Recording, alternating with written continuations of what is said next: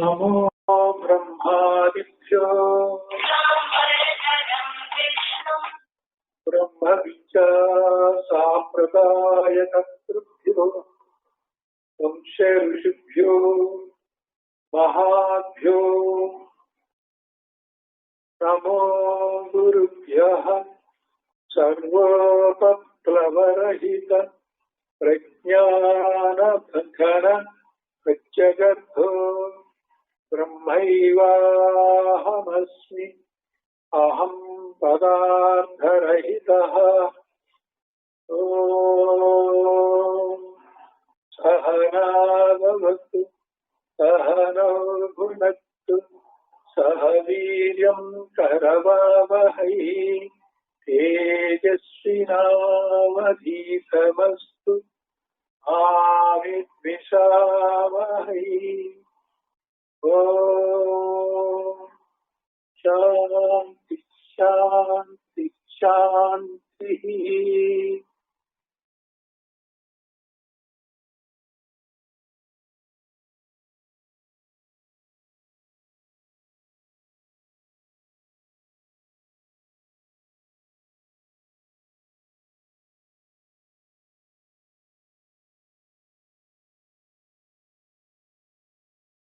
వివేక్ చూడమని 28 సెప్టెంబర్ 24వ రోజు 67 శ్లోకాలైనవి. 36వ పేజీ. ఇప్పుడు 68వ శ్లోకం.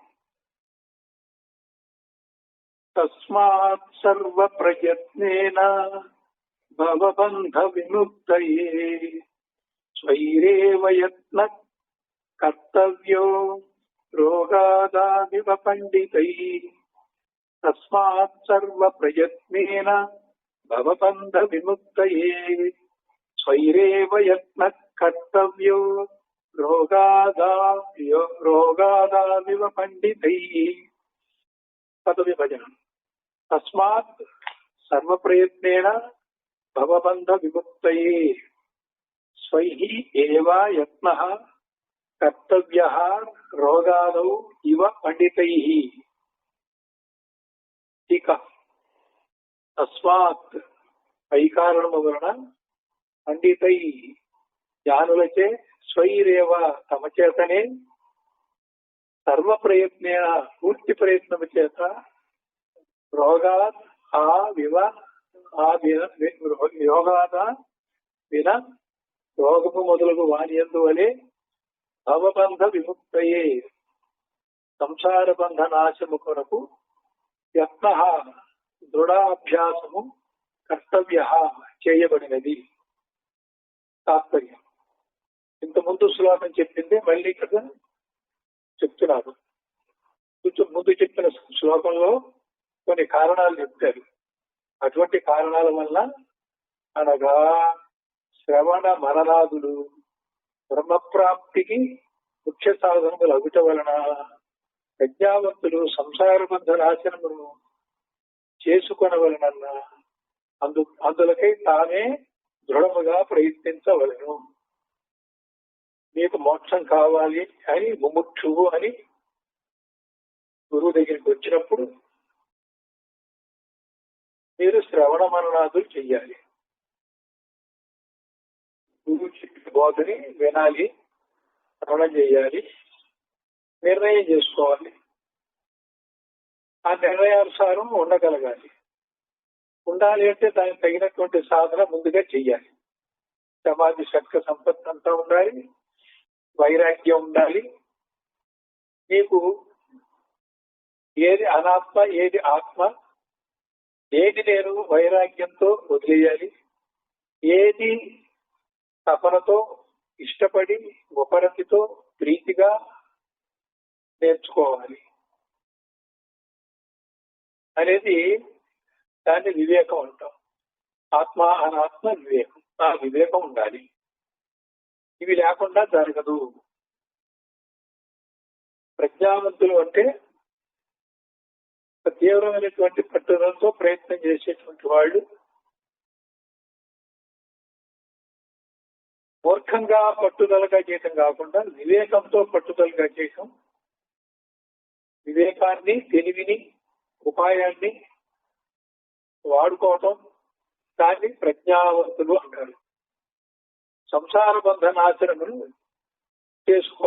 చేసుకోగలిగినన్నా అందుకు ఏం చేయాలంటే ఎవరి ప్రయత్నం వాళ్ళు గట్టిగా చెయ్యాలి. స్వయముగా ధ్యాన ధారణాదులు చెయ్యాలి. రోగము కలవాడు రోగ నివృత్తి కొరకు, నిక్షేపము కోరువాడు ధనప్రాప్తికి స్వయముగా ప్రయత్నించినట్లా తానులో ప్రయత్నించవలను. భూగర్భంలో ఉన్నటువంటి నిధి తీసుకోవడానికి ముందు శ్లోకంలో చెప్పాం. దానికోసం రాళ్లు రప్పలు వచ్చినా గాని నిరాశ చెందకుండా, ఓర్పు కోల్పోకుండా, కష్టమైనా సరే తలపెట్టిన కార్యక్రమం పూర్తి చేయాలనేటువంటిది దృఢమైన నిర్ణయం ఉండాలి. అట్లా ఎవరికి వాళ్ళు చేసుకోవాలి. అలాగే రోగం వచ్చినప్పుడు ఆ రోగం సంబంధించిన మందుల పేర్లు మననం చేయటం కాకుండా, పేర్లు ఉచ్చారణ చేయటం కాకుండా ఆ మందులు వేసుకోవాలి. అదే సమయంలో పథ్యం చేయాలి. తినకూడనివి తినకూడదు, తినాల్సినవి తినాలి. ఆ రోగం వచ్చినప్పుడు ఆ రోగాన్ని పెంచేటువంటి వాటి మీదే జిహ్వచాపల్యం పనిచేస్తుంది. షుగర్ ఉన్న వాళ్ళకి స్వీట్ తినాలనే అనిపిస్తుంది. ఇది సామాన్యంగా ఉంటుంది.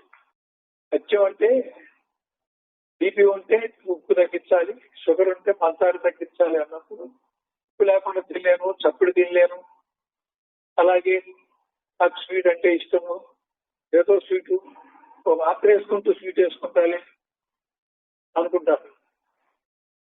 ఈ డయాబెటీస్, షుగర్ వ్యాధి ఉన్న వాళ్ళు. అది పథ్యం అంటే.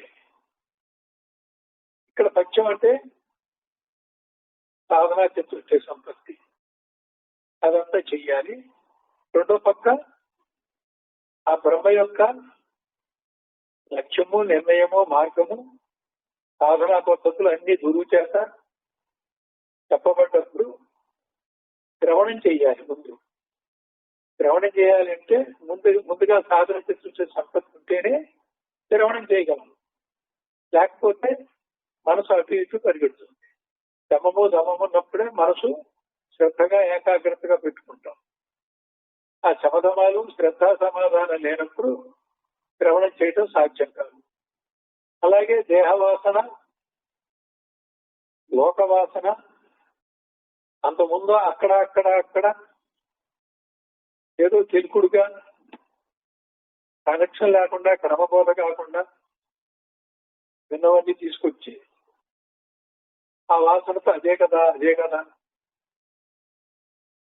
అనుకుంటూ విన్నప్పుడు అది శ్రవణం కాదు. నీకు తెలిసిందే చెప్తున్నా, ఆయన ఏం చెప్తారో ముందు వినాలి. గురువు గారు ఏం చెప్తారు, నీకు తెలిసిందే ఆయన చెప్తే సరే. నీకు తెలిసిన దానికంటే కొంచెం లోతుగా చెప్తే ఈ అవగాహన పెంచుకోవాలి. నీకు అక్కడ గ్యాపులతో తెలుసు. ఆయన గ్యాపులు ఫిలప్ చేసి ఒక క్రమంగా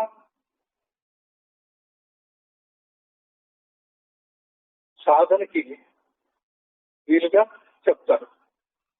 బోధ కూడా ఒక కార్యకారణంగా, ఒక తర్కానికి, విచారణకి అందే మార్గంలో చెప్తారు. మనం వినేవన్నీ అలా ఉండవు.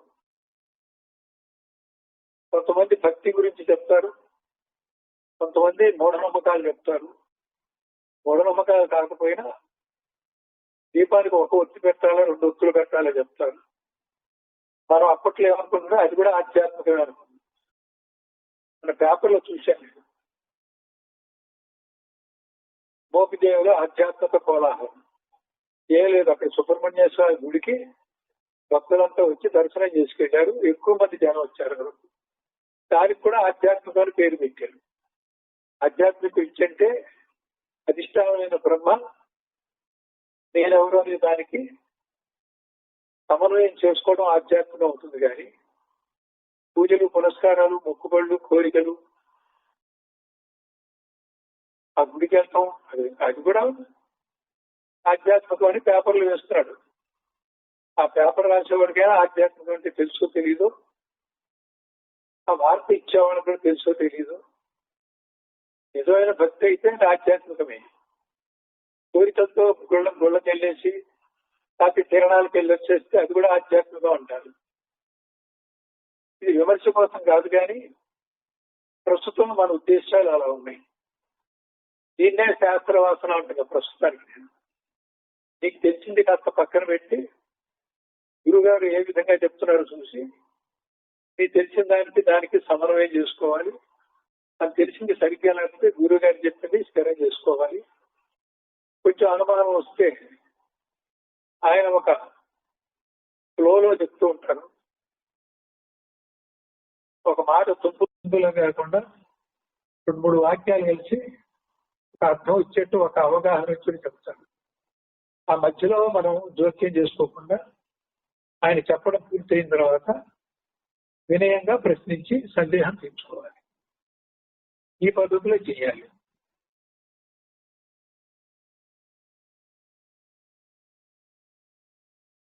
మననాటి సాధనల చేతను పరవస్తు సాక్షాత్కరించదు గాని వ్యర్థములకు శబ్దోచ్చారణిచ్చే ప్రయోజనము లేదు. ముందు చెప్పబడిన సారమంతయు ఈ శ్లోకమున ఒకే వాక్యంచే సంగ్రహించబడుతున్నది.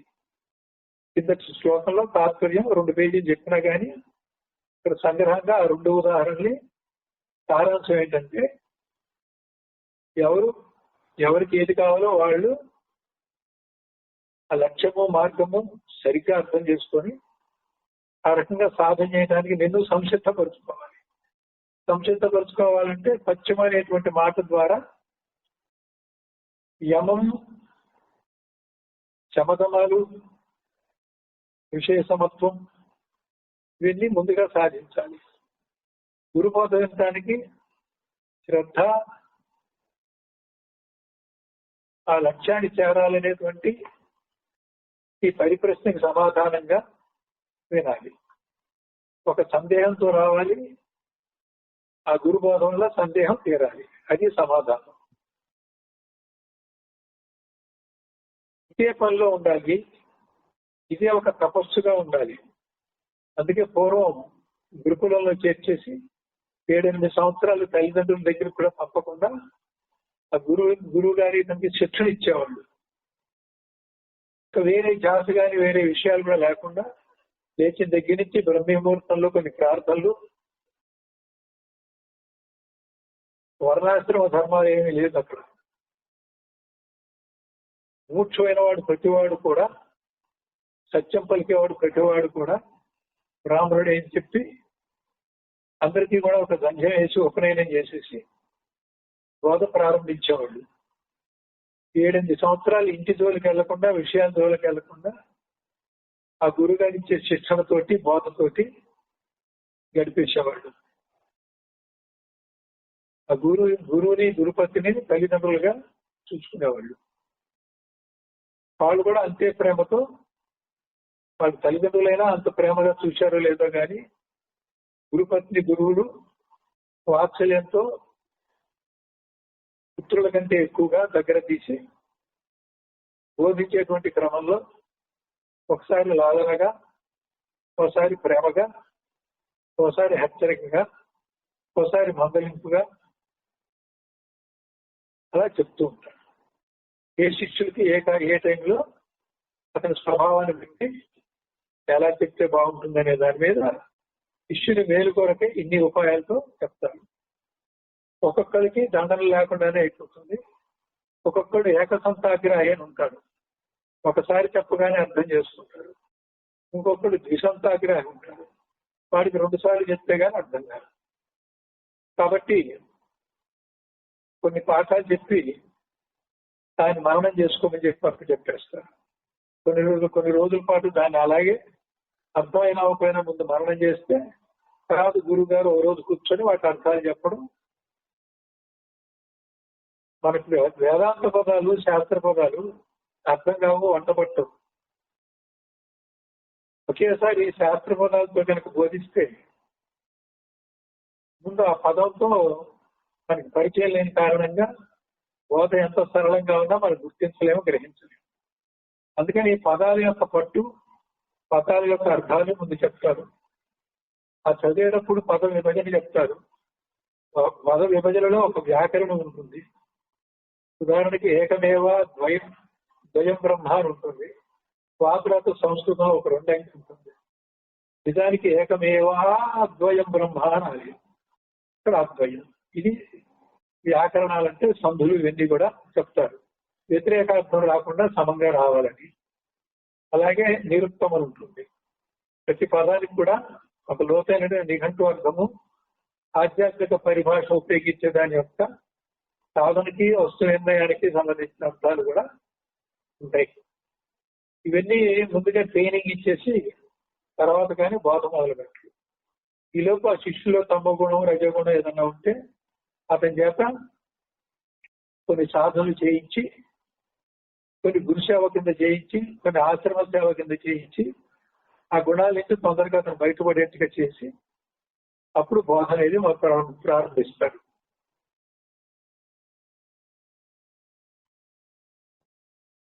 గురుకులంలో ధారణ కోసం అందరినీ కలిపెట్టిన బోధ కోసం ప్రత్యేకంగా ఎవరికి వాళ్ళకే ట్యూషన్ చెప్పినట్టు చెప్తారు. క్లాసులో 40-50 మందికి చెప్పినట్టు చెప్పరు. ప్రతి శిష్యుడి మీద గురువు శ్రద్ధ తీసుకొని చెప్తారు. మరి గురువు విషయంలో ఎలా ఉంది, శిష్యుల విషయంలో కూడా దానికి సంసిద్ధమై ఉండాలి. ఇవాళ గురుకులానికి వెళ్తాం లేదు, ఆశ్రమాలకు వెళ్తాం లేదు, ఆశ్రమ నియమాలు కట్టుబాట్లు కూడా మనకి కట్టుబాట్లు కూడా ఇష్టం లేదు. ఇష్టం ఉన్నా కానీ కుటుంబ పరిస్థితుల్లో మనం సంసారం విడిచి బయటికి వెళ్లే పరిస్థితి లేదు. కాబట్టి ఇప్పుడు చెప్పినవన్నీ గృహస్థాశ్రమంలో ఉంటూ కూడా ఆశ్రమంలో ఉన్నారనే భావంతో, ఇంట్లో ఉన్నా కూడా అక్కడే ఉన్నారనే భావంతో ఇప్పుడు చెప్పే పద్ధతులన్నీ కూడా అవలంబించి ఎవరికి వాళ్ళు సొంతగా ప్రయత్నం చేయాలి. కుదరదండి, అవ్వదండి, ఇవ్వదండి అంటే కుదరదు. దానివల్ల నష్టపోయే ఎవరు? శిష్యులకే ఒక జన్మంతా వృధా అవుతుంది. ఎన్ని జన్మలైనా ఇలాగే ఉంటాయి. ఎట్లా కొత్తగా సర్దుబాటు చేసుకొని శ్రవణం చెయ్యాలి. దాని ప్రకారంగా మనం ఈ సంసారము, కుటుంబం అనేటువంటి ప్రయోగశాలలోనే అంతకుండా ఉండేటువంటి పద్ధతిలో మనం తయారవ్వాలి. సముద్రంలో స్నానం చేస్తే అలలు ఉన్నాయి కదా అని స్నానం చేయటం మానేస్తాం. అలా మానేస్తే అప్పటికీ స్నానం చేయం. ఎందుకంటే సముద్రంలో అలలు ఎప్పుడు వస్తూనే ఉంటాయి, ఆగం. ఏదో రకంగా చిన్నాలు వచ్చినప్పుడు అలమేచి దూకి, పెద్దలు వచ్చినప్పుడు వంగి మీద నుంచి అలపోయేట్టుగా చేసుకుంటూ స్నానం నైపుణ్యంతో, ఉపాయంతో పూర్తి చేసుకొని బయటకు వస్తాం. అలాగే సంసారం అనేది ఎప్పుడు ఉంటుంది. బాధ్యతలు ఉన్నాయి, పిల్లలంతా పెద్దవాళ్ళు అవ్వాలి, పెళ్ళిళ్ళు అవ్వాలి. అప్పుడే కుదరదు. మీరంటే రిటైర్ అయ్యారు, మీరంతా ఖాళీగా ఉన్నాడు, మీకు బాధ్యతలు లేవు, మనం ఇంకా చాలా ఉన్నాయి, ఇప్పుడప్పుడే రాము అంటారు. బాధ్యతలు అయిపోయేదాకా రావంటే బాధ్యతలు ఉంటూనే ఉంటాయి. కొడుకులు, కూతుళ్ళు, పెళ్లిళ్ళు, చదువులు, ఉద్యోగాలు అయిపోతే ఈ అమ్మమ్మ, నాయనమ్మ, తాతయ్యల్ని ఆ పిల్లల్ని పెంచడానికి వాడతారు. ఇంట్లో వాచ్మన్గా వాడతారు, కుక్క కాపలాగా వాడతారు. ఈ బాధ్యతలు చివరిదాకా ఉంటూనే ఉంటాయి. మన ఉద్దేశం ఇది చెయ్యొద్దని కాదు, అసంగంగా ఉంటూ అన్ని చేస్తూ దీనికి కూడా ఒక టైం కేటాయించి ఈ జన్మలో ఆయుష్కాలం తీరే లోపలే సాధన, జ్ఞానధారణలు, చివరికి ఆత్మసాక్షాత్కారం పొందడానికి తగినటువంటి ప్రయత్నం ఎవరికి వాళ్ళు చెయ్యాలి. ఏవో సాకులు వంకలు చెప్తే, వంకలు కాదండి నిజమేనండి అంటారు మళ్ళీ. అది వంకలో సాకులో ఇప్పుడు తెలుసు. సత్యనారాయణ స్వామి వ్రత కథ విన్నాం. పిల్లలు పుడితే సార్ వ్రతం చేస్తారు. ఆడపిల్ల పుట్టింది, వ్రతం చేయలే. కళావతి అని పేరు పెట్టాడు. అలా వాయిదా వేసుకెళ్ళాడు. పెళ్లి చేస్తే వ్రతం ఉన్నారు, అప్పుడు చేయలే. అల్లుడు వ్యాపారానికి వెళ్ళి వచ్చాడు, అల్లుడు మామ. ఆ పడవ మునిగిపోవడం అంతా కథ తెలుసు మనకి. మనం ఇలా వాయిదాలు వేస్తున్నాం. భగవంతుడు పాపం వాయిదాలకి ఆగి చివరికి వాళ్ళు పొరపాటు ఎందుకు చెప్పాల్సి వచ్చిందంటే వాళ్ళే నష్టపోతున్నారు. సత్యవ్రతం అంటే సత్య సాక్షాత్కారం కోసం చేసే వ్రతం. సత్యవ్రతం అంటే దాని అర్థంతో చేయాలండి. లక్ష్మీనారాయణ ఇంతకుముందంటే కొత్త సత్యనారాయణ ఎక్కడి నుంచి వచ్చాడు? ఆ సత్యమే నారాయణుడే సత్యం కాబట్టి సత్యవ్రతం అంటే తద్రూపంగా ఉన్నటువంటి భగవంతుడితో వ్రతం చేయటం అంటే దీక్ష. మరి అందులో ఉన్నటువంటి ఆ ఐదు కథల్లో ఏం చెప్తున్నారు? 5 కథల్లో కూడా 5 రకాల నీతిలు, 5 రకాల అంకిత భావాలు మనకి రావాలని 5 కథల్లో కూడా మనం ఎలా ఉండకూడదో ఎలా ఉండాలో చెప్పారు. ఆ రకంగా మనం చెయ్యాలి కదా. ఇలా వాయిదాల పద్ధతి కానీ బాధ్యతలు ఉన్నాయనేటువంటిది కానీ చేసినప్పుడు మంచి వయసులో ఆరోగ్యంగా ఉన్నప్పుడు అటువంటి సమయం అంతా కూడా మనం వృధా చేసి కోల్పోయి శరీరానికి వ్యాధి బాధ ముసల్తనం, పళ్ళు పనిచేయక పళ్ళు ఊడిపోయి ఒళ్ళు సహకరించక నీళ్ళు అరిగిపోయి అటువంటి పరిస్థితుల్లో కనీసం వెన్నుకోసం నిటారుగా పెట్టైనా కూర్చొని ధ్యానం చేయలేని పరిస్థితి, గురుబోధని శ్రవణం చేయలేనటువంటి పరిస్థితి తెచ్చుకుంటాం. ఇంకొంచెం ఆలస్యం అయితే మైండ్ పని చేయదు. గురువు గారు మీరు చెప్పేంతసేపు అర్థమవుతుంది కానీ తర్వాత గుర్తుంటాం లేదండి అన్నవాళ్ళు కూడా చూశాను. అంత దాకా తెచ్చుకోకూడదు. సమయం వృధా చేసుకోకుండా దిగాలి. కేవలం పట్టుదలతో చెయ్యాలి. పట్టు పట్టరాదు, పట్టిన పట్టు విడవరాదు, పట్టు విడువుట కంటే చొచ్చుట మేలయ విశ్వదా విరామ వినరవేమ. ఈ విద్యకు వస్తే అంతే. మరి వేరే విద్యలకు కూడా మీరు అలాగే పట్టుదల పెట్టారుగా. ఎంత మార్కులు రాకపోయినా ట్యూషన్లో కోచింగ్ సెంటర్కి వెళ్ళాంగా. ఆ బహిర్ముఖ విద్యకి పొట్టపొట్టు విద్యకి మీరు అంత ప్రాధాన్యం ఇస్తే అసలు జన్మే లేకుండా చేసేటువంటి విద్యకి ఎంత ప్రాధాన్యం ఇవ్వాలి? మీరు ఎక్కువ ప్రాధాన్యం ఇచ్చినప్పుడు, మీ కమిట్మెంట్ ఎక్కువగా ఉన్నప్పుడు సాధన కూడా తీవ్రంగా చేయగలుగుతారు. ఆషామాషిగా క్యాజువల్ గా తీసుకుంటే చేయలేము. అందుకే ముందు కండిషనే తీవ్ర మోక్షేచ్ఛ అని పెట్టింది. ముందు చెప్పబడిన సారాంశం అంతా ఈ శ్లోకంలో ఒకే వాక్యంచే సంగ్రహింపబడుతున్నది. అదేమన్నా తన బంధ నివృత్తికి తానే ప్రయత్నించవలేదు. కేవలం పరబ్రహ్మ సాక్షాత్కారములకే తనలోనే స్వయం ప్రబోధము కలుగజేసుకోగలడు. గురువు బోధిస్తాడు. ఆయన జ్ఞానాన్ని కూడా అనుభవాన్ని కూడా అందిస్తాడు. జ్ఞానాన్ని అనుభవాన్ని అందించడం ప్రబోధ అంటాం. మళ్ళీ స్వయం ప్రబోధాన్ని వాడాడు. అంతటి స్థితికి శిష్యుడు సంసిద్ధమైనప్పుడు అది స్వయం ప్రబోధగా మారుతుంది. గురు కృపా వర్షం ఎప్పుడు పడుతూ ఉంటుంది. శిష్యుడు గొడుగు అడ్డం పెట్టుకోకుండా ఉండాలి. పాత్ర ఖాళీగా పెట్టుకొని తెరిచి ఉంచాలి. పాత్ర నిండా ఉన్నా గురువు ఇచ్చింది పైన చేరి పొర్లిపోయి వెళ్ళిపోతుంది. పాత్ర గోర్లు ఇచ్చినా గానీ పాత్రలో వెళ్ళదు. శిష్యుడి యొక్క హృదయమే ఆ పాత్ర.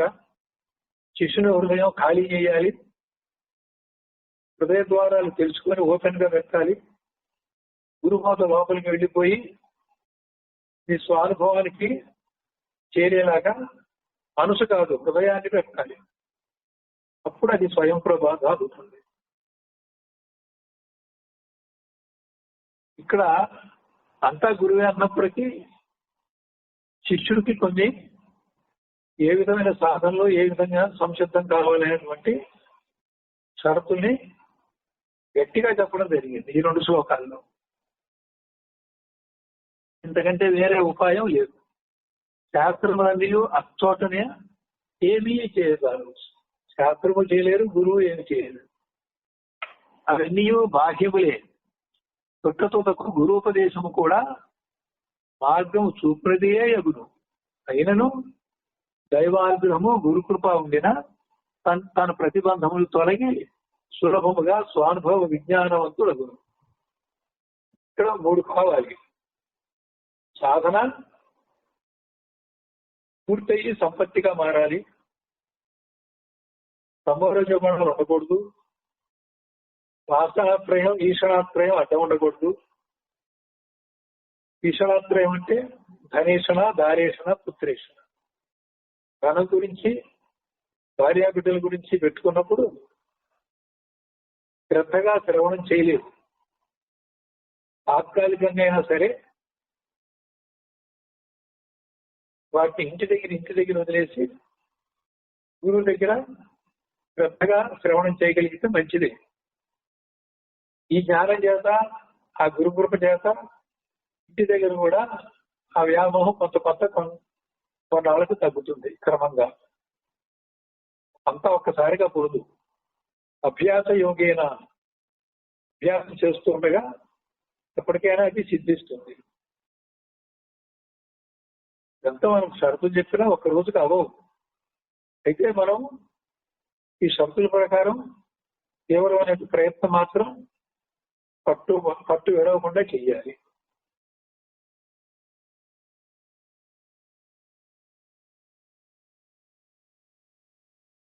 దైవానుగ్రహం, గురుకృప, సత్కర్మాచరణ, ధ్యాన ధారణాదులు, వీటితోటి సుకృతం ఏర్పడాలి, సాధన ఫలితం రావాలి. దానివల్ల బుద్ధి సూక్ష్మ బుద్ధిగా మారాలి. స్థూల బుద్ధి అంటే విషయాలతో కూడిన మనసుతో సంగత్వం చెంది ఉండటం. మనోవైకోశం అంటే 5 జ్ఞానేంద్రియాలతో కూడినటువంటి విషయాల్ని మనసు అనుభవించటం. విజ్ఞాన వైకోశం అంటే అది కూడా 5 జ్ఞానేంద్రియాలతో కూడి ఆ విషయాన్ని నిర్ణయించడం. ఎంతసేపు బుద్ధి విషయాల్ని నిర్ణయిస్తుంది. అంటే ఏది మంచి విషయం, ఏది చెడ్డ విషయం, ఏది లాభం, ఏది నష్టం అని, ఏది మావాళ్ళు, ఏది పరాయి వాళ్ళు అని. స్వార్థంతో ఆలోచించడం కూడా బుద్ధి నిర్ణయమే. తన స్వార్థానికి అనుగుణంగా బుద్ధి నిర్ణయిస్తుంది. కానీ బుద్ధి ఏం నిర్ణయం చేయాలి? ఇప్పుడు నిత్య వస్తు వివేకం, నిత్యమైంది మనకు ఉండేలాగా నిర్ణయం చేయాలి. అనిత్యమైన దాని మీద అంత ప్రధానం లేకుండా నిర్ణయం తీసుకోవాలి. ఒకవేళ నిత్యమైంది లేకపోయినా అనిత్యమైంది వచ్చినా కావాల్సి వస్తే ఎదురిచ్చా లాభం సంతుష్ట.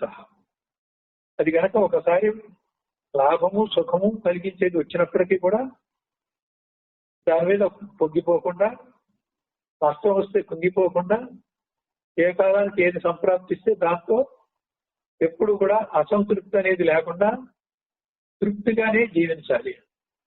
ఉన్న దాంట్లోనే సర్దుకుపోయి జీవించాలి.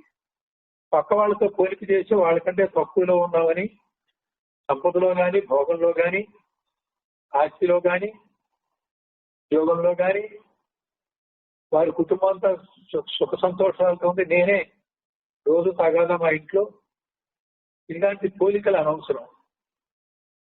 ఒకడు ఎంతగా ఆనందంగా ఉన్నా పక్కవాటలో మీనాక్షి రంగంగానే పొరిగింటి మీనాక్షిని చూసి ఇక్కడ భార్యాభర్తలు తగాదా పెంచుకున్నారట.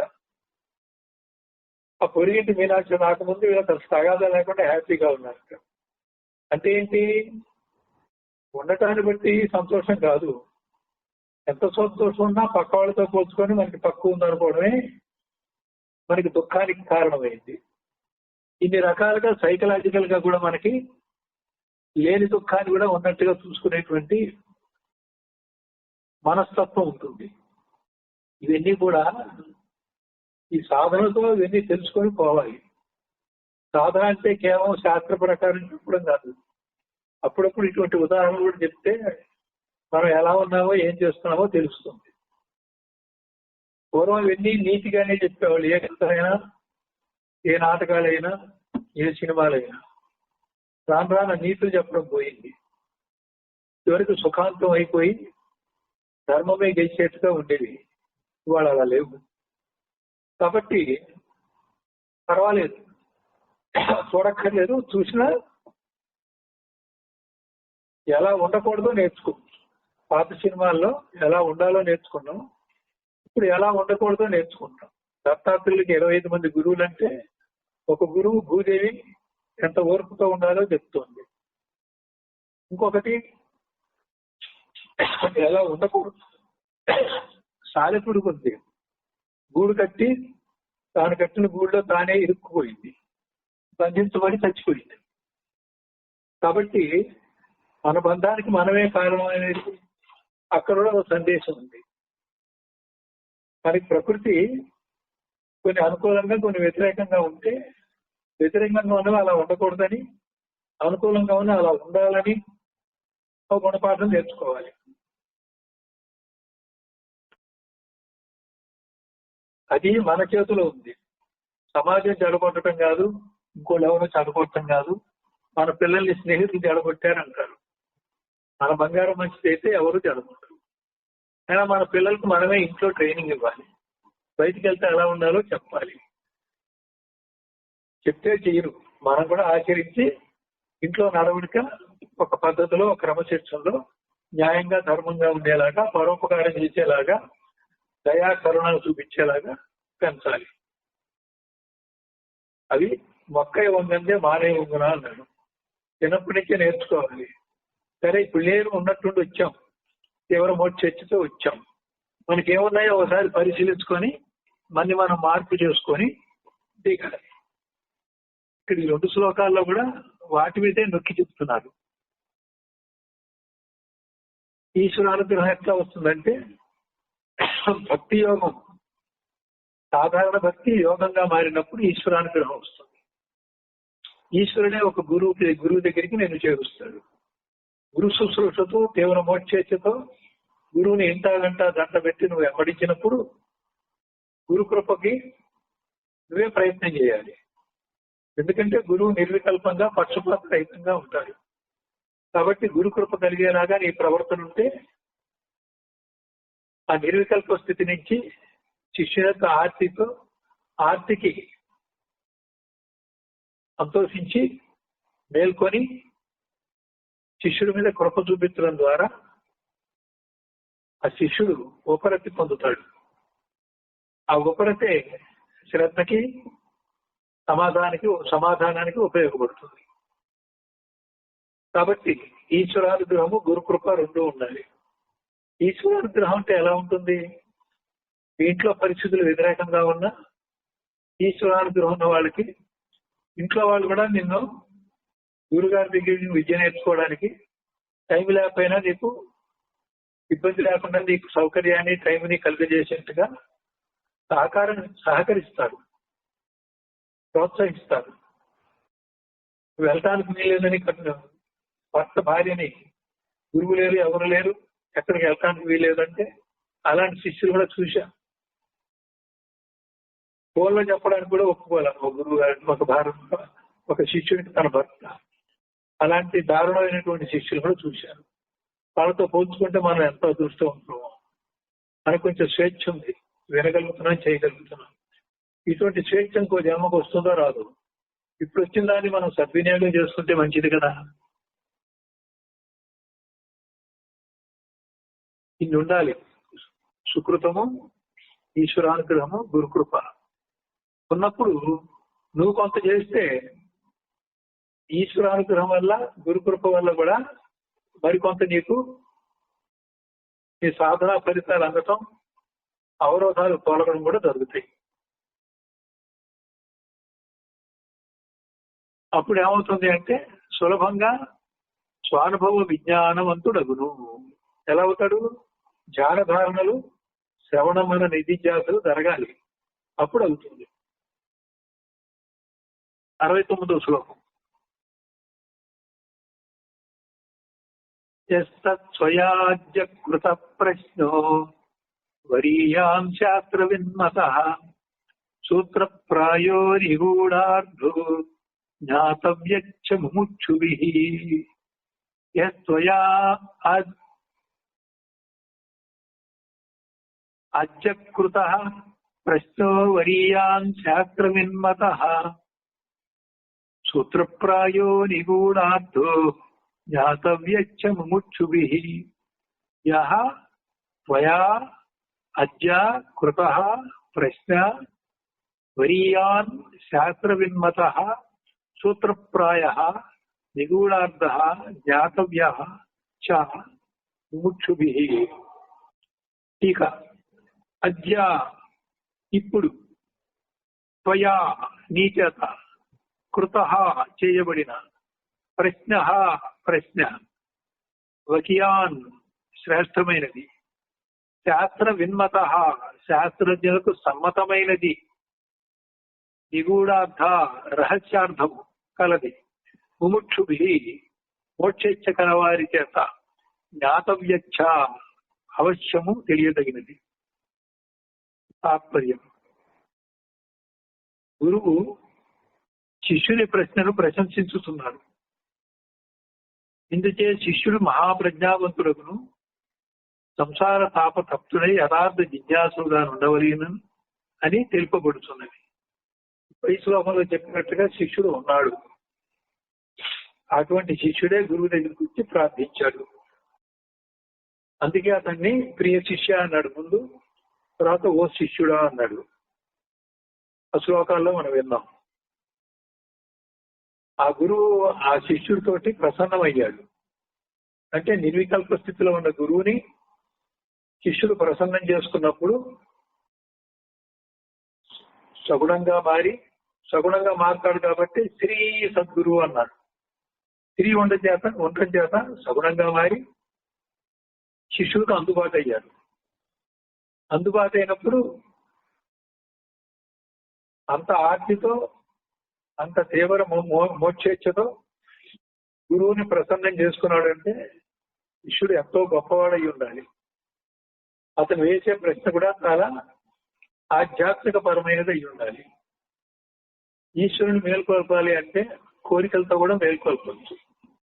గురువును మేల్కొల్పాలి అంటే కోరికలు లేకుండా తీవ్ర ముముక్షత్వంతో మేల్కొల్పాలి. గురువుని మేల్కొల్పి గురువుని ప్రసన్నుడు చేసుకున్నాడంటే ఆ శిష్యుడు యోగ్యుడే.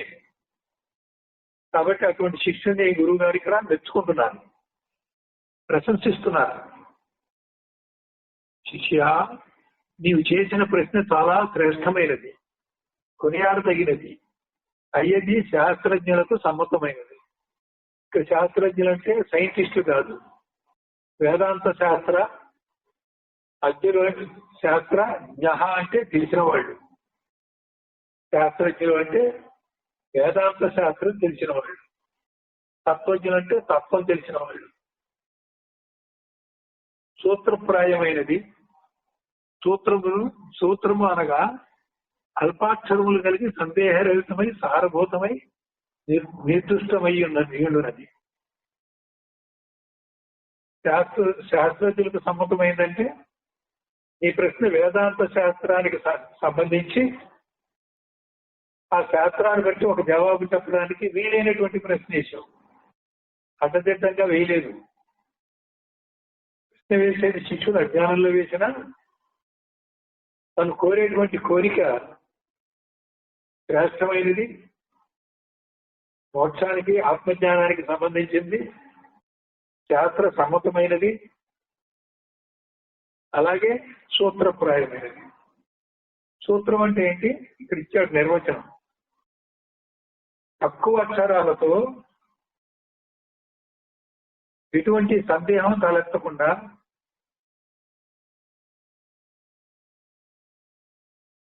నువ్వు చెప్పాల్సినటువంటి అర్థం, సారాంశాన్ని రెండో అర్థం రాకుండా, డబల్ మీనింగ్ రాకుండా నిర్దుష్టంగా కావాలి. ఒక వాక్యం చెప్పానంటే దానికి రెండు అర్థాలు ఉండకూడదు. ముక్కుసూటిగా ఉండాలి, నిర్దిష్టంగానూ ఉండాలి.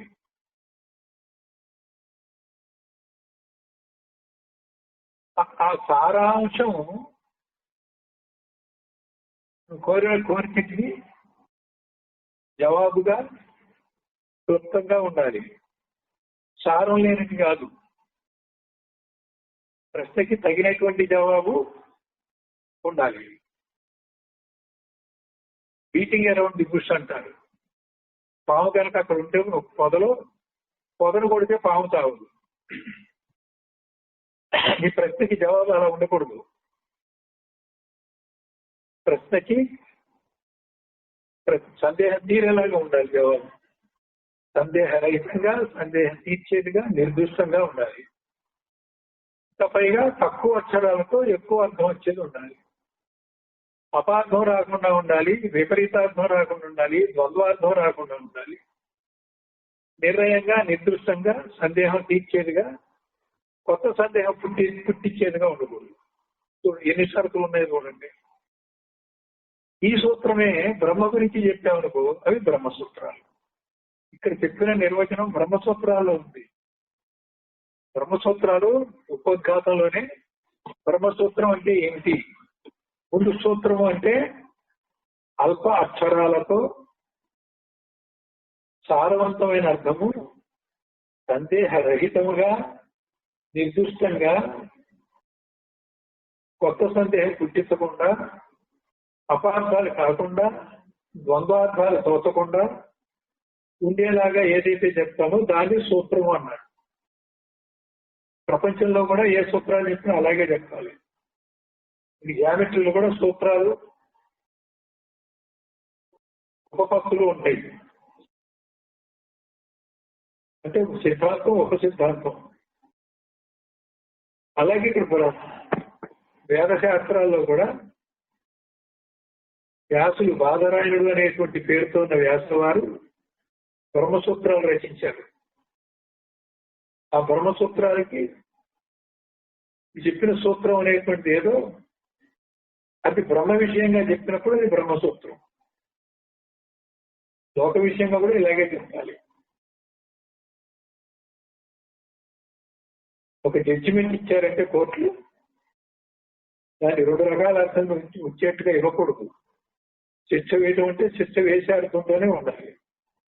వాడు నిర్దోషి అంటే నిర్దోషి అనేది ముక్కుసూటిగా అర్థమైంది. అది ఆ జడ్జిమెంట్ చదివాక మీరు పనిష్మెంట్ ఇవ్వాలా అక్కర్లేదా అనే అనుమానం రాకూడదు. అటువంటి జడ్జిమెంటే ఉంటాయి ఈ సూత్రాల్లో. ఇంగ్లీష్ లో మా టీచర్ గారికి చెప్పారు, ఒకరికి ఉరి శిక్ష పడింది. Hang him, not leave him అని టెలిగ్రామ్ కొట్టారు చివరి క్షణంలో. వాడు అలా అర్థం చేసుకున్నాడు. కానీ వాళ్ళు ఇచ్చింది ఏంటంటే hang him not leave him. Hang him not leave him అంటే ఉరి తీయద్దు, వదిలేయండి అని. వీడేం చేశాడు, hang him not leave him అన్నాడు. కామా కిల్డే మ్యాన్ అన్నారు అక్కడ. హ్యాంగ్ హిమ్ దగ్గర కామా పెడితే ఏమో వదలద్దు, ఉరి తీసేయండి అని. హ్యాంగ్ హిమ్ నాట్ దగ్గర కామా పెడితే ఉరి తీయద్దు, వదలండి అని. సూత్రాలు ఇలా ఉండకూడదు, నిర్దిష్టంగా ఉండాలి.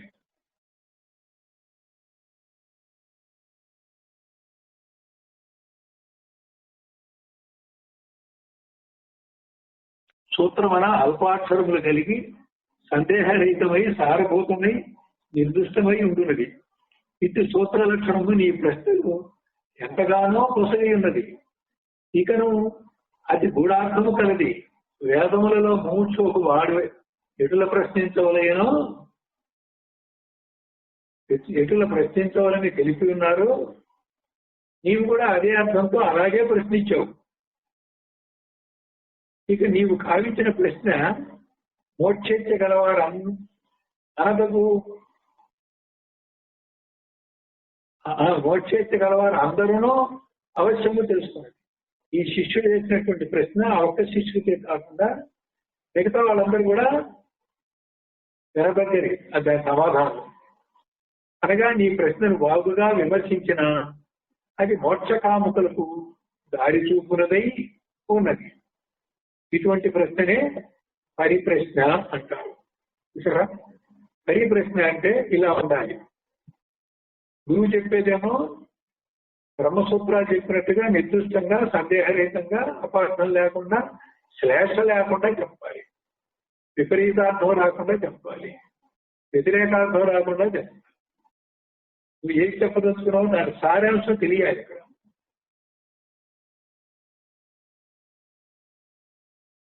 ఆ అడిగినటువంటి ప్రశ్న మోక్షం కోసం అడిగాడు.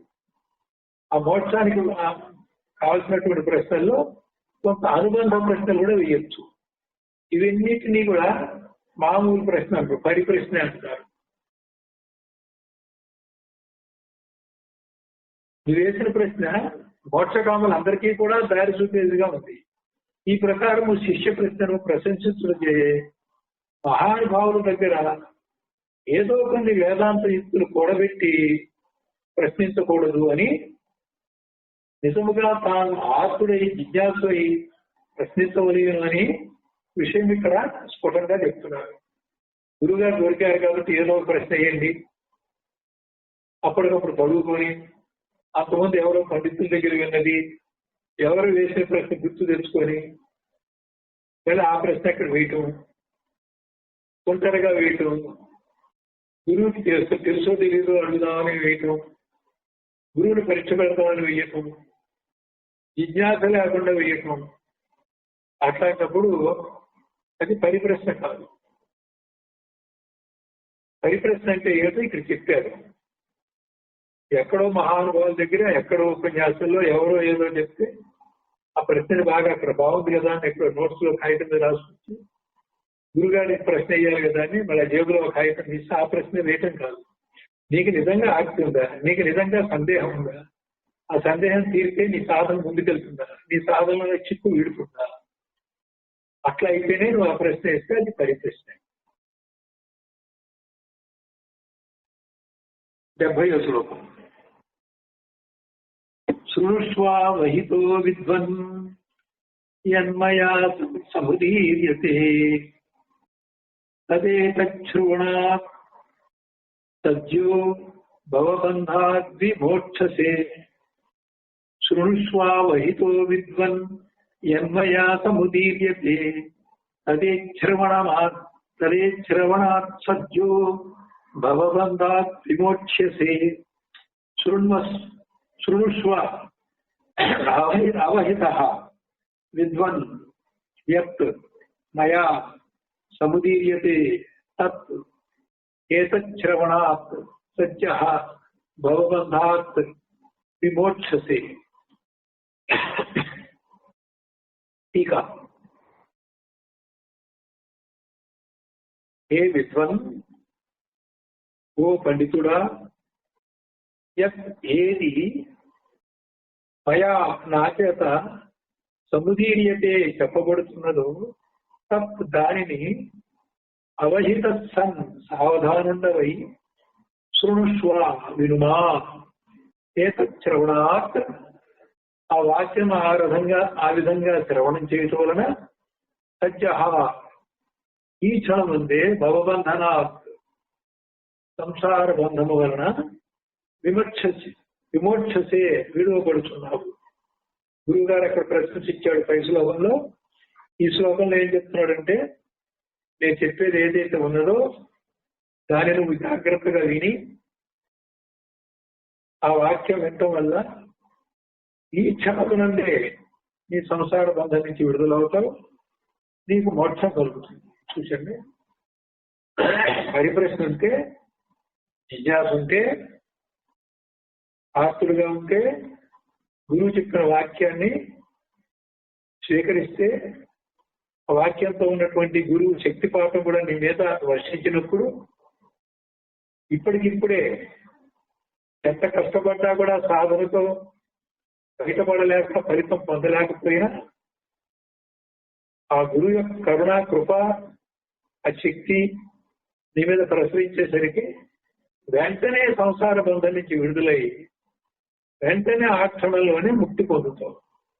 సజ్జః అంటే వెను వెంటనే అదే క్షణమున సజ్జోముక్తి అంటారు. సజ్జోముక్తి అంటే క్షణంలో ముక్తి కలగడం. పిపీలక న్యాయము, విహంగ న్యాయం అంటారు. పిపీలక అంటే క్రమముక్తి, విహంగ న్యాయంలో జరిగేది సజ్జోముక్తి. సజ్జోముక్తి వచ్చినా కానీ శిష్యుడు నిలబెట్టుకోవాలి. అదే పిపీలక న్యాయంగా వెళ్ళినప్పుడు అది నిలబడుతుంది. ఎందుకంటే సాధన మార్పులంతా కూడా కొలుచుకుంటూ వెళ్ళాడు కాబట్టి ఎక్కడా పడిపోకుండా, పడిపోతే మళ్ళీ లేచి వెళ్ళాడు కాబట్టి దారిలో వచ్చే కష్టాలు, దారిలో వచ్చే సమస్యలు తెలుసుకొని అధిగమించి వెళ్ళాడు కాబట్టి అతను పడిపోయినా మళ్ళీ లేవగలడు, వెళ్ళగలడు. అదే దేహంగా న్యాయంగా వెళ్ళినప్పుడు దారిలో ఉన్నటువంటి సమస్యలు చూడకుండా ఒక గంతుతో మెహర్ బాబా చెప్పినట్టు కళ్ళ గంతలు కట్టి తీసుకెళ్తే సత్యముక్తి వచ్చేస్తుంది. బాబాయ్ మళ్ళీ చెప్పారు, కానీ ఆ సత్యముక్తి నిలబడదు. నిలబడాలంటే మీ సామర్థ్యంగా వెతికి ఉండాలి, దానికి పరీక్షలు ఎదుర్కోవాల్సిందే అన్నారు. నేను చిటికలు అందరికీ బొచ్చు ఇవ్వగలను అన్నాడు బాబా, కానీ మీరు నిలుపుకోలేరు. మీరు కొంత రెడీ అయ్యి నేను చెప్పిన పద్ధతిలో వస్తే నా కృప ఎటు ఉంటుంది, మీకు అయిపోతుంది. అంటే అవతార కృష్ణ యొక్క సద్గురు యొక్క సామర్థ్యాన్ని ఎంత గొప్పగానో చెప్తున్నప్పటికీ మనం స్థిరంగా క్రమబుద్ధి కాకుండా సత్యముక్తిగా ఉండాలి అంటే దానికి తగినటువంటి ఇప్పుడు చెప్పినటువంటి సాధనా సంపత్తి, ధ్యాన ధారణ అనుష్ఠానాలు, అలాగే శ్రవణమైన నిధిధ్యాసులు, ఒకటి నిన్ను అవరోధించేటువంటి అడ్డు తగిలేటువంటి అడ్డు తీసుకోవడం, రెండోది సూటైన మార్గంలో ఆ నిరపేక్ష బ్రహ్మమును చేరటం. రెండు ఏకకాలంలో చేయగలిగినప్పుడు రెండు రకాల సాధనలు చేయాలి. ఒకటి నిన్ను సంసిద్ధపరచుకోవడానికి పాత వ్యసనాల్ని, అలవాట్ని, మోక్షానికి తిరోగమనంగా ఉండేటువంటి స్వభావాల్ని, విషయవాసనని వీటన్నిటిని కూడా వదిలేయాలి, తగ్గించుకోవాలి.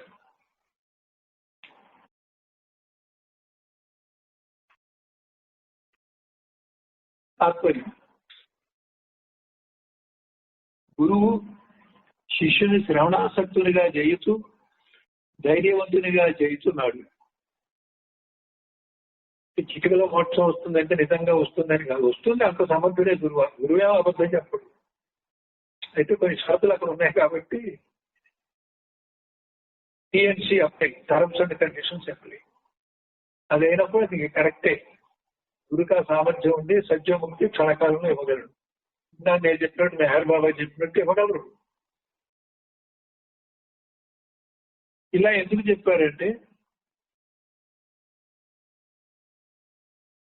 ఆ గురు బోధని శ్రవణం చేయడానికి బాగా ఆసక్తి కలగాలని, ఉత్సాహంగా ఉండాలని. ఇప్పుడే నాకు మోక్షం వస్తుందా, ఇప్పుడే సంసార బంధం అయితే చెప్పండి సార్ గురువు గారు, చెప్పండి అని కొంచెం ఎక్కువ శ్రద్ధగా ఉంటాడని. అలాగే ముందు తపన పడుతూ భయపడుతూ వస్తే గురుగారు ఆ భయం ఇచ్చారు కదా, ఈ వాక్యం ద్వారా ధైర్యం వస్తుంది. ధైర్యవంతునిగా చేయుచున్నాడు. ఓ జ్ఞానవంతుడా, ఇక్కడేమో ఓ పండితుడా అన్నాడు. అంటే జ్ఞానవంతుడా, నీవు ఏకాగ్ర మనసుకుండవు కమ్ము. నేను చెప్పు దానిని వాడు ఆసక్తితో వినుము. అట్టి స్వయం ప్రబోధం కలుగజేయనట్టి ఉపదేశమును వినిన తోడనే నీ సంసార బంధము నాశనము కాగలదు. మామూలుగా చెప్తే కాదు, ఉపదేశపూర్వకంగా చెప్తే తప్పకుండా అవుతుంది. ఉపదేశం అంటే చాలాసార్లు చెప్పుకున్నాం. నీ సమీపానికి ఆ జ్ఞానాన్ని, ఆ స్వరూప జ్ఞానాన్ని అందించడం, సమీపానికి అందించడం. సమీపం దాకా గురువు ఇస్తాడు, అది ఉపదేశం. సమీపంకి వచ్చాక నువ్వేం చేయాలి, నీ స్వానుభవానికి తీసుకోవాలి. పని అంతా అయిపోయింది, స్వానుభవానికి తీసుకోవడం ఒకటే నీకు మిగిలింది. అది అద్వైత సిద్ధి కాబట్టి ఆ మాత్రం. ద్వైతం అయితే అది కూడా గురువే చేసేసేవాడు. ద్వైతముక్తి అయితే అది కూడా గురువే చేస్తారు. ఇక్కడ అద్వైతం కాబట్టి సమీపానికి తీసుకొస్తారు. ఎవరి స్వానుభవం వాళ్ళది కాబట్టి ఆ స్వానుభవం అనేటువంటి స్వయం ప్రబోధ శిశువు తనకు తాను చేసుకోవాల్సింది ఆ ఒక్కటి మిగిలింది. ఆ ఒక్కదానికి ఎంతో సంసిద్ధం చేసుకోవాలి. 78వ శ్లోకం. మోక్షస్య హేతుః ప్రథమో నిగద్యతే వైరాగ్యమత్యంతమనిత్యవస్తుషు. మోక్షస్య హేతుః ప్రథమో నిగద్యతే వైరాగ్యమత్యంతమనిత్యవస్తుషు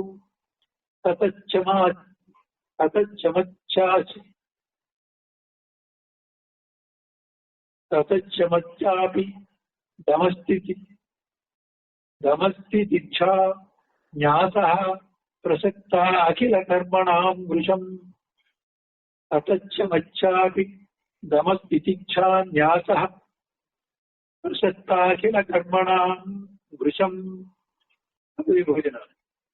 पदविभजन मोक्षस्य हेतुः प्रथमः निगज्यते वैराग्यम् अत्यन्तम् अनित्यवस्तुषु तपः शमः च अपि दमः तितिक्षा न्यासः प्रसक्ता किल कर्मणां वृषम्।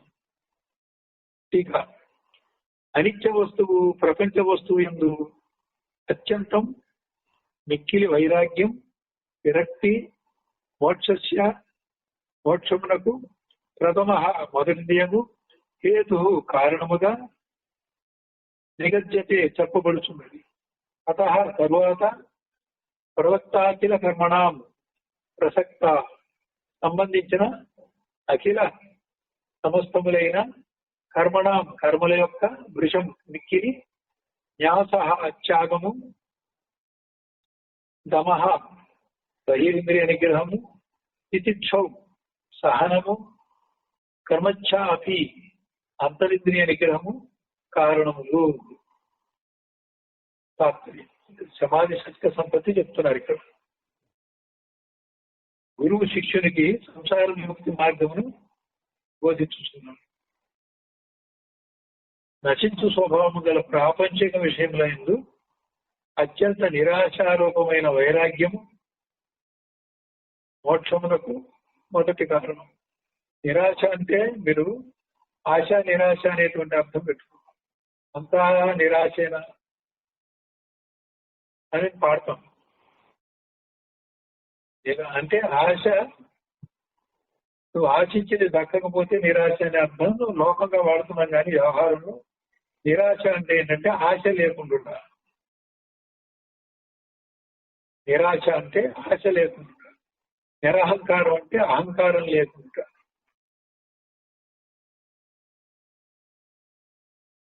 నిరాశ రూపమై ఆశ లేకుండా ఉండేటువంటి అని తీసుకోవాలి. ఆశ నెరవేరకపోతే నిరాశ దుఃఖం వచ్చినటువంటి వ్యవహారంలో మనం రోజువారీ వాడుకునే అర్థంగా నిరాశను తీసుకోకూడదు. ఆశ లేనివాడై వైరాగ్యము మోక్షమునకు మొదటి కారణము. ఆశ లేనివాడు అయి ఉండాలి.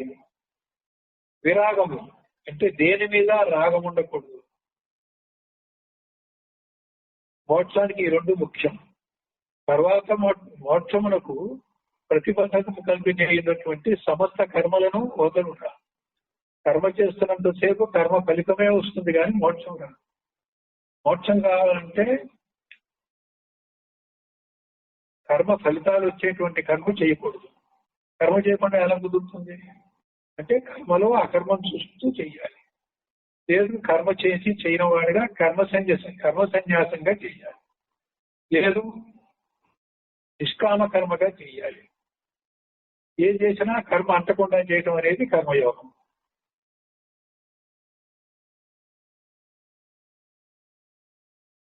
శీతోష్ణాది ద్వంద్వములను సహించుట బాహ్యేంద్రియ నిగ్రహం. శీతోష్ణాది అంటే చలి ఎండ వాన. అసలు నిజానికి ఈ మాట ఇక్కడ ఎందుకు చెప్తున్నారంటే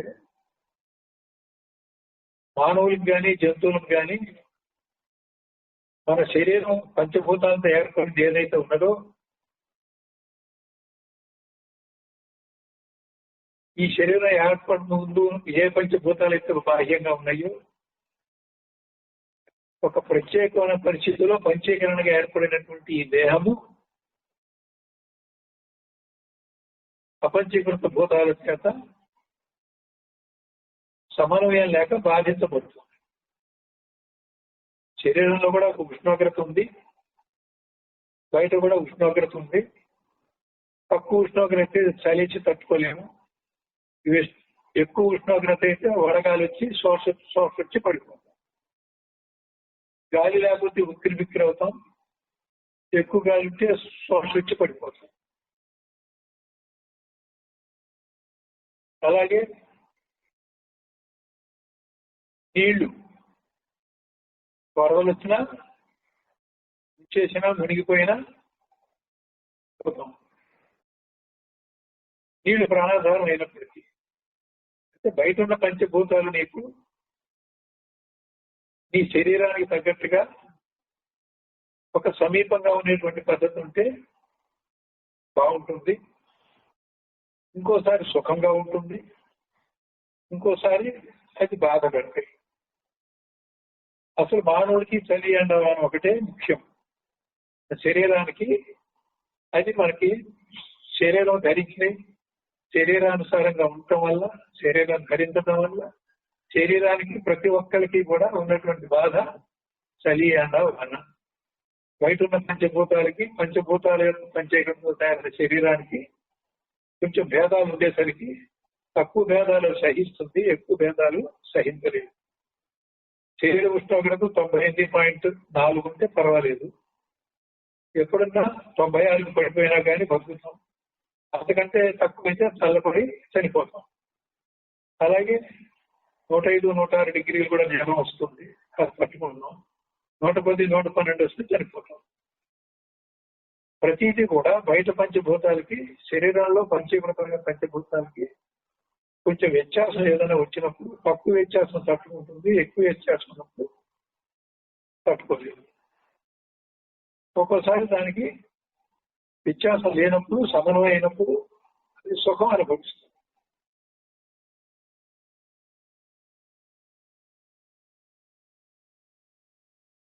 మనకు అది అంతవరకే అవసరం. నిజానికి వాళ్ళ ఇంద్రియ భోగాలు అవసరాన్ని మించి వచ్చినాయి. ఆకలి, నిద్ర, భయం, మైదనము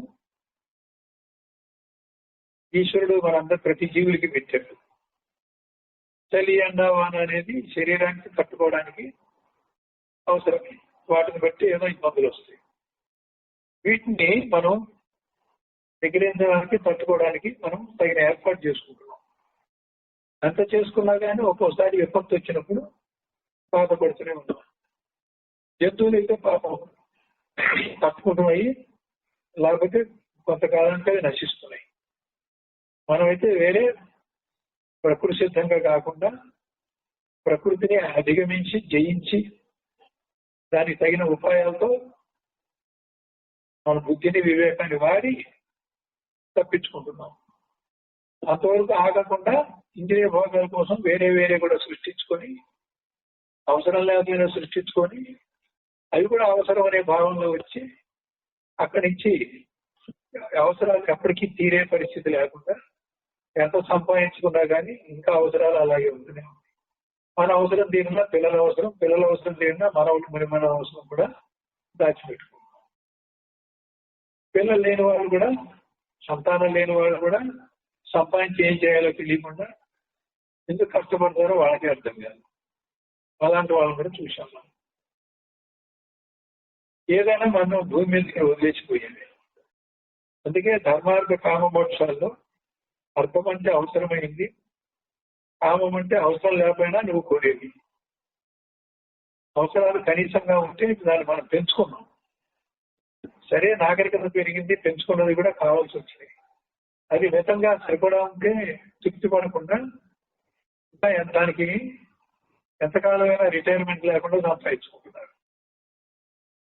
తృప్తిగా ఉన్నదాన్ని కూడా ఇక చాలని ఊరుకోకుండా కూడా సంపాదించుకుంటున్నాం.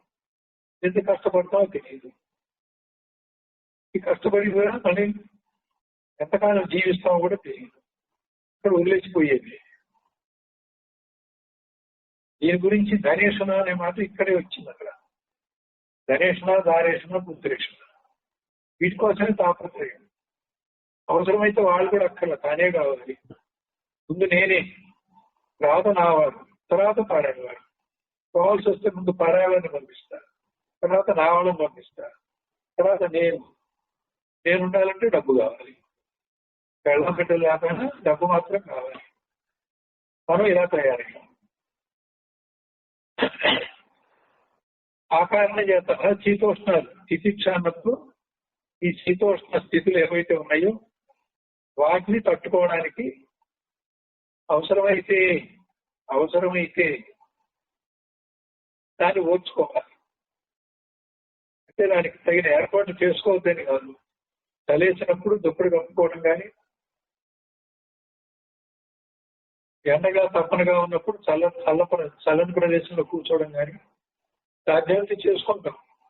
కుదరినప్పుడు ఓర్చుకోవాలి. ఓర్చుకోకుండా విసుక్కోవడం కానీ, దానికి కారణం వాళ్ళని ఎవరినోండి నిమిత్త కారణం మోపి తిట్టడం, కరెంటు పోయిందంటే ఆ లైన్ మీద తిట్టడం, ఏసీ పోయిందంటే బాగు చేసామని తిట్టడం, ఆ పైపు నెట్ రాకపోతే నెట్ వాడి తిట్టడం, ఇలా నేర్చుకుంటాం. మన తప్పు కూడా ఎవరి మీద నెట్టేసి నేర్చుకున్నాం. ఇవన్నీ చికిత్స కింద రావాలి. ఇది కాకుండా కూడా నీ తప్పు లేకపోయినా కానీ ఇతరులు రెచ్చగొట్టినా, నీకు అన్యాయం చేసినా, మోసం చేసినా కూడా ఓర్పు సహనం కూడా ఉండాలి.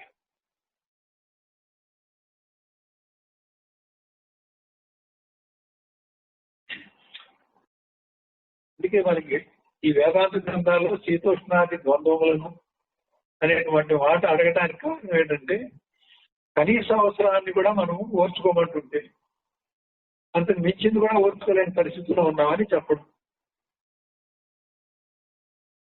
బాహ్యేంద్రియ నిగ్రహం, అంతరేంద్రియ నిగ్రహం. సామాన్యార్థంలో బాహ్యేంద్రియ నిగ్రహం అంటే జ్ఞానేంద్రియాలను నిగ్రహించడం. అంతరేంద్రియ నిగ్రహం అంటే చిత్తవృత్తిని నిరోధించడం, అహంకారం దగ్గర నేను నాది లేకుండా చేసుకోవడం, మనసు దగ్గర నిర్విషయం చేసుకోవడం, ఇవన్నీ అంతరేంద్రియ నిగ్రహం.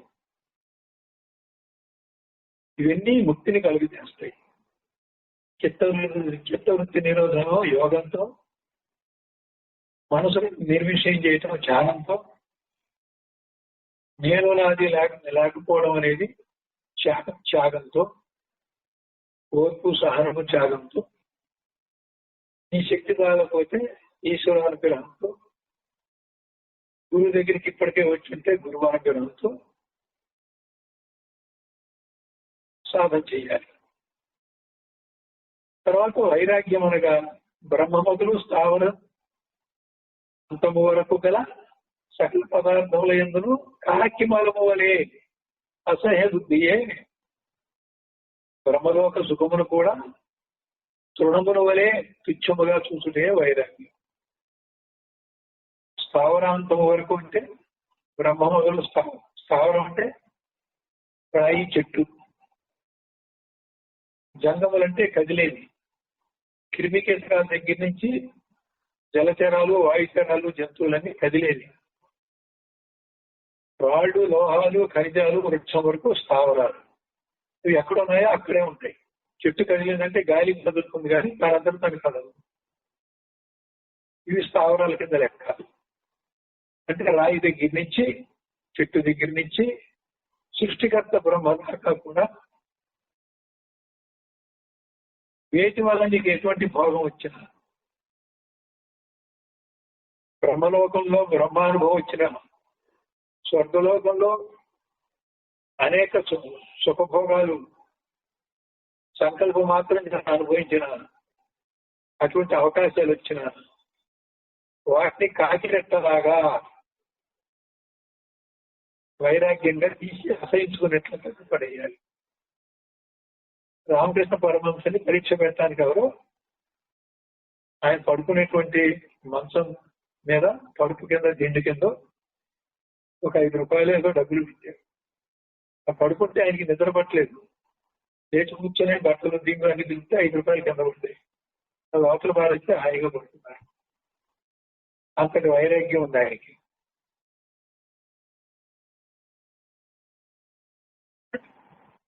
సకల పదార్థములేందును కాకినట్టవలే అసహ్య బుద్ధియే ఉండాలి. బ్రహ్మలోక సుఖమును కూడా తృణము వలె తుచ్చముగా. బ్రహ్మలోకం అంటే ఏంటి? భూలోక, భూవర్లోక, సువర్లోక, మహాలోక, జనలోక, తక్కువలోక, ఆ సత్యలోకమే బ్రహ్మలోకం. ఈ అవతల అలోకం ఉంది.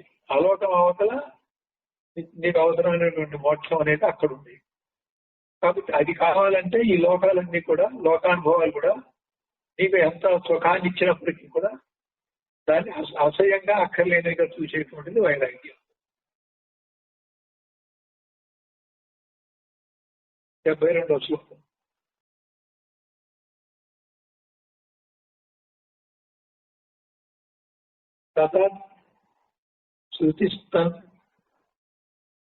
శృతిస్తన్మననం స్వతధ్యానం చిరం నిత్య నిరంతరం మునేః అతో అవికల్పం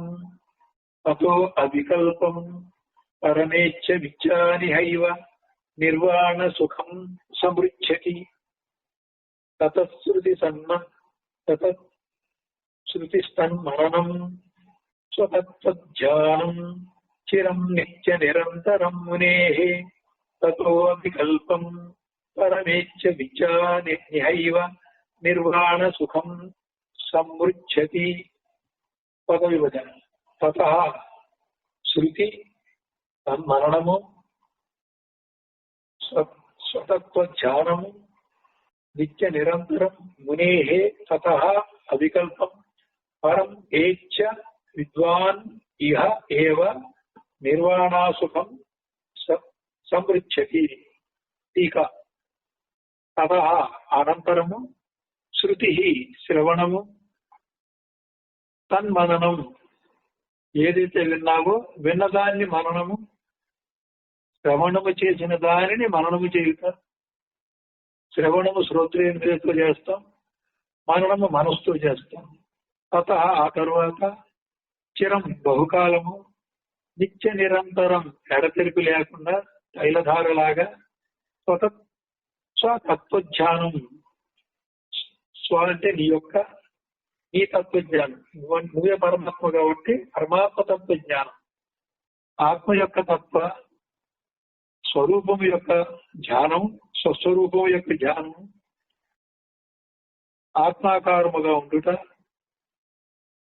తతః ఆ తరువాత మునేః. ముని అంటే బ్రహ్మ విద్వరిష్ఠుని యొక్క అవికల్పం. అక్కడ ముని అంటే మౌనము. మౌనము అంటే ఏంటి? ఎవడైతే మౌనంగా ఉన్నాడో వాడు ముని. ఏ మౌనము? వాక్మౌనం కాదు, మనోమౌనం. మనోమౌనం కూడా కాదు, అది సహజ నిర్వికల్ప స్థితి. సహజ నిర్వికల్ప స్థితిలో ఉండేవాడు ముని. అంటే ప్రపంచమే తోచనివాడు, ప్రపంచము తోచనే తోచకూడదు. అసంప్రజ్ఞాత సమాధిలో ఉండేవాడు ముని.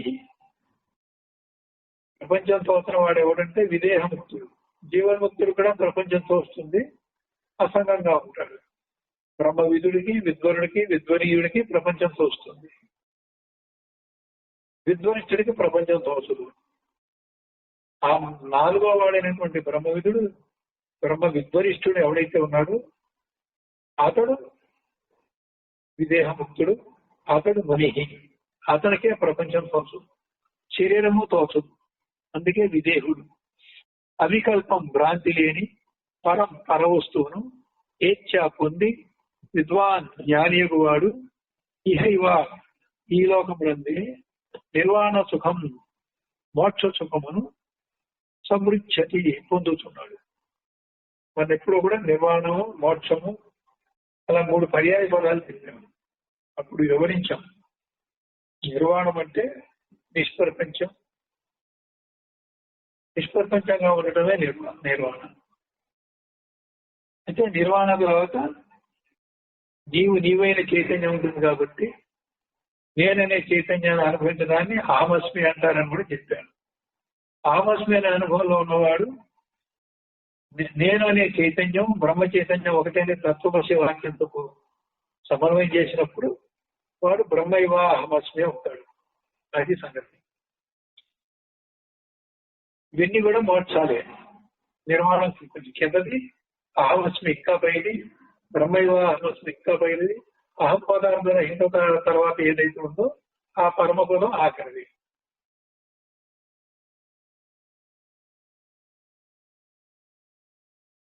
బ్రహ్మాకార వృత్తితో ఉండుట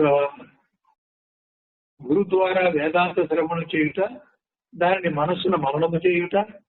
మననం అంటే ఊరికే అనుకోవడం కాదు, విచారణాపూర్వకంగా నువ్వు ఏదైతే మననం చేస్తావో చేయగా నువ్వు విన్నదాన్ని జీర్ణం చేసుకొని మరింత స్పష్టతగా అనుభవానికి దగ్గరగా తీసుకోగలిగినప్పుడే దాన్ని మననం అంటాం. ఊరికే మనసులో అనుకోవడం కాదు. మనసులో అనుకోవడం జపం అవుతుంది. నోటితో అనేది మాట అవుతుంది. మనసులో అనుకునేది జపం అవుతుంది. మనసులో అనుకోకుండా పోయేది అజపం అవుతుంది. అప్రయత్నంగా జరిగేది. అజపం అన్నప్పుడు ఒక మంత్రాన్ని అజపం చేయటం కాదు. ఇక్కడ మనం జ్ఞానం విన ముక్తిన ముచ్యతే అన్నమాట. ఇదంతా జ్ఞానం కోసం, మోక్షం కోసం. కాబట్టి గురువు బోధ నీకు జ్ఞానాన్ని ఇవ్వడానికి. జ్ఞానం అంటే ఏంటి? నేనెవరనే తెలిసినటువంటి నేననే చైతన్యం నీ స్వానుభవానికి రావడానికి గురు బోధ. అక్కడ బ్రహ్మ నిర్ణయం ఒకటి చెప్తున్నాడు. ఈ స్వానుభవ జ్ఞానం త్వమైతే, బ్రహ్మ నిర్ణయం అయితే తత్వమసి వాక్యంతో నీవే బ్రహ్మని తీసుకెళ్ళటమే గురు బోధ యొక్క క్రమం. ముందు నేనెవరో తెలియాలి, తర్వాత తానెవరో తెలియాలి, నేను తాను ఒకటే అని ఆ భేదముని తెలియాలి.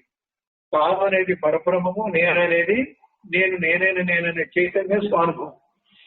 చైతన్య స్వానుభవంగా ఉన్నదాన్ని త్వం అంటారు. తానైనటువంటిది, లక్ష్యమైనటువంటిది, పరబ్రహ్మము, నిరపేక్షము, నిగుణమైనది తత్తు. తత్వత్వం ఒకటే అనడం వల్ల చైతన్యానుభవంలో ప్రపంచం యొక్క సాక్షిత్వం కూడా లేనప్పుడు, ప్రపంచమే తోచనటువంటి స్థితిలో ఒక విదేహముక్తుడి యొక్క బ్రహ్మ విద్వరిష్ఠుడి యొక్క ఉదాహరణ చెప్పినప్పుడు అప్పుడు నీవు అదే అయి ఉన్నావు. ఈలోపు కూడా అదే అయి ఉన్నావు. నిజానికి బ్రహ్మనిష్ట కలిగాకే శరీర ప్రారంభం ఉండేసరికి వాడు జీవన్ముక్తిగా చరిస్తూ ఉంటాడు. ముక్త స్థితిలో నలుగురు సమానమే. మనకి ఐడియల్ కండిషన్ లో బ్రహ్మం అంటే ఏమిటి అంటే పర్వాలేదు అనేది కూడా మనం ఇక్కడ చెప్పకూడదు. కాబట్టి బ్రహ్మ విద్వరిష్ఠుడు ఒకటే చెప్తున్నారు, మిగతా కూడా పర్వాలేదు. వస్తు నిర్ణయం చేసేటప్పుడు ఇందాక చెప్పినట్టుగా సూత్రబద్ధంగా నిర్దిష్టంగా చెప్పాల్సి వస్తే బ్రహ్మ విద్యలో మొదటి ముగ్గురిని ఉదాహరణకి చెప్పకుండా 4వ వాడే చెప్పడం జరిగింది. బుర్రకి సరిగ్గా ఎక్కించుకోవాలంటే 4వదే చెప్పాలి. తర్వాత మిగతా 3 కూడా పర్వాలేదని తర్వాత చెప్పుకోవచ్చు. ముందే అలా చెప్పకూడదు. ముందు అలా చెప్తే ప్రపంచం ఉన్నా పర్వాలేదు అన్నట్టుగా శిష్యుడు అర్థం చేసుకున్నాడు అనుకోండి, అతను వెనకబడతాడు.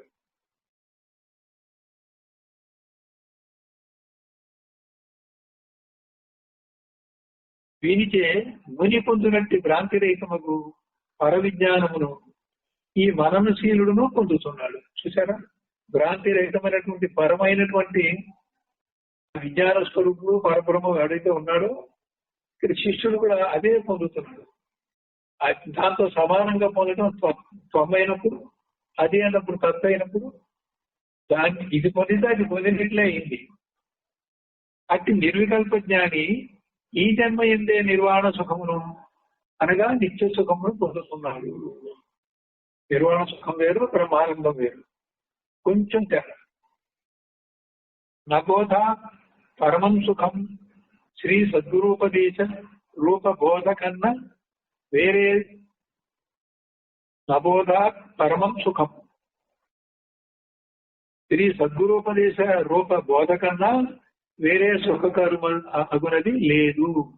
కాన శ్రీ సద్గురువుల ద్వారా చతుర్విధ మహావాక్యార్థములను లక్షణావృత్తి ద్వారా శ్రవణము చేయవలేను. ఇప్పుడు చెప్పింది కూడా ఆ తత్వమసి వాక్యమే. ఈ లక్షణావృత్తి అనేటువంటిది రేపు పొద్దున మహావాక్యాలు మొదలైనప్పుడు వివరంగా చెప్పుకుందాం. లక్షణ అంటే ఒక 3-4 రకాలుగా తత్వమసి చెప్తాం. ఒక రకం సామాన్య, విశేషం. సామాన్యంగా అంటే ఎప్పుడు బ్రహ్మమే. విశేషం అంటే నీ అంతఃకరణ మీద కొన్ని సంస్కారాలు ముద్రించబడినప్పుడు బ్రహ్మజ్ఞానానికి బదులు ఒక విశేషమైనటువంటి విషయ జ్ఞానాలు అప్పుడప్పుడు వస్తూ పోతూ ఉంటాయి. ఈ విశేషం సామాన్యం కావాలి అంటే సంస్కార రహితమైనప్పుడు తెంపు లేకుండా నిత్యవర్తమానంగా ఒకే రకమైనటువంటి అనుభూతి ఏదో అది బ్రహ్మానుభవం. కాబట్టి అది సామాన్యం. సామాన్య విశేషం అనేది ఒకటి, సామాన్యాధికరణం అని అంటారు. అలాగే లక్ష్య లక్షణం అని ఒకటి చెప్తారు, విశేష విశేష్యం అని ఒకటి చెప్తారు. లక్షణ వృత్తి ద్వారా అన్నారు. ఈ లక్షణాలు ఊరికే ప్రతిపాదనగా చెప్తాం. లక్షణ వృత్తి అంటే జహర్ లక్షణము, అజహర్ లక్షణము, జహర్ జహర, జహర్ అజహర్ లక్షణం అని మూడు ఉన్నాయి. ఒకటి జహర్ లక్షణం అంటే విడిచేది, విడిచు చెప్పినట్లు వాక్యాల్లో ఒకటి విడిస్తే గానీ ఆ బ్రహ్మ నిర్ణయం కాదు అని. అజహర్ లక్షణం అంటే విడవకుండానే ఉంటేనే బ్రహ్మ నిర్ణయం అని. సగం విడిచి సగం విడిస్తేనే బ్రహ్మ నిర్ణయం అనేది జహర్ అజహర్. మూడింట్లో కూడా మొదటి రెండు కుదరవు, మూడోదే కుదురుతుంది. మూడోదే సగం విడిచి సగం విడవకుండా ఉండడం అంటే భాగత్యాగ లక్షణం అంటారు. ఈ లక్షణాత్రయం అనేది తర్వాత చెప్తుంది. ఇది చాలా కష్టమైనది. దృష్టాంత ద్రాష్టాంతాలతో చెప్పాలి. ద్రాష్టాంతాన్ని మీ మీద అప్లై చేసి మీకు అనుభవాన్ని ఇవ్వాలి.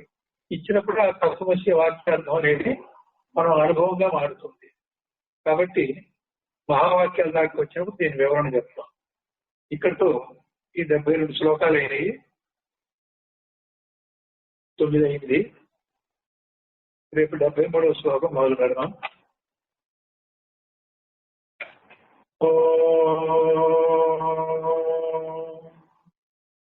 పూర్ణమద పూర్ణమిదం పూర్ణాత్ పూర్ణముదచ్యతే పూర్ణస్య పూర్ణమాదాయ పూర్ణమేవావశిష్యతే. ఓం తత్సత్. ఓం శాంతి శాంతి శాంతి.